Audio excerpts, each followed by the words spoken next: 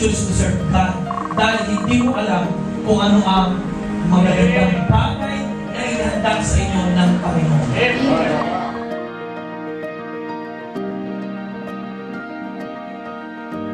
Ang talagang naghahatid ng kalayaan at kasiyahan ng buhay ay ang piliin mo ang Diyos.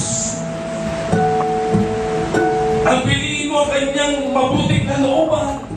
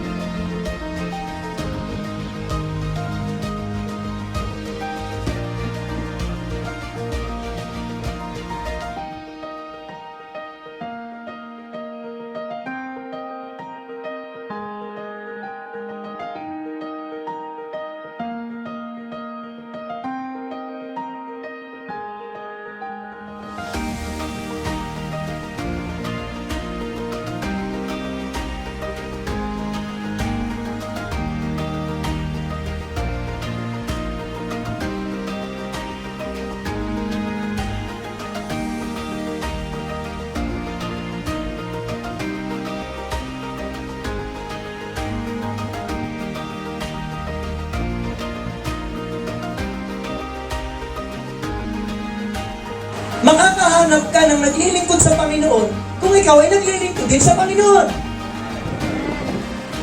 Habang hindi naglilingkod, inaalis mo muna yung mga bagay na hindi mo kailangan at nakafocus ka kay Jesus Christ, lumalakad ka at ginagawa mo ang kanyang kalooban. In all thy ways, acknowledge Him and He shall direct thy paths.